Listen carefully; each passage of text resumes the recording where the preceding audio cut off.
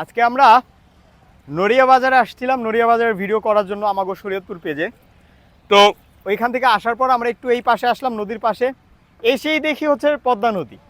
তো আমরা হচ্ছে অনেকদিন যাবৎ নড়িয়াতে আসি না, তো তাই আমরা জানি না যে নড়িয়া বাজারে এত কাছে পদ্মা নদী চলে আসছে। আগে অনেক দূরে ছিল, ভাঙনের কারণে হয়তোবা পদ্মা নদী এতটা কাছে চলে আসছে, অনেক জায়গা এখান থেকে ভেঙে গেছে।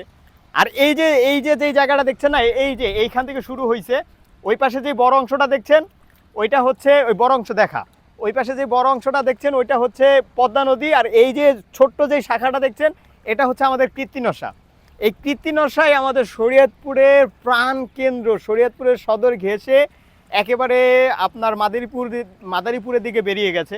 তো এই কীর্তিনশা আর পদ্মা নদীর এই কি বলে মুখোমুখি অবস্থান করছে এইখান থেকেই শুরু কীর্তিনশা। এই পদ্মা নদী থেকেই কিন্তু পানিটা মূলত এই কীর্তিনশায় ঢোকে।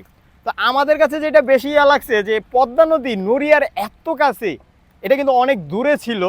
পরবর্তীতে জায়গাগুলি ভাঙতে ভাঙতে ভাঙতে ভাঙতে এখানে চলে আসছে। এখন হয়তোবা বেড়িবাঁধ হয়েছে, সেই বেড়িবাঁধের কারণে এখন আর ভাঙে না, কিন্তু যা ভাঙার তা ভেঙে গেছে। তো এইটা কোনো প্ল্যান করে ভিডিও করা না, এমনিই মুখে যা আসলো তাই বললাম, আপনাদেরকে দেখানোর চেষ্টা করলাম। তো খুব দ্রুতই নড়িয়া বাজার, নড়িয়া ব্রিজ নিয়ে ভিডিও আসবে, আপনারা দেখবেন, আমাকে শরীয়তপুর পেজের পাশে থাকবেন এবং আমাদেরকে সাপোর্ট করবেন।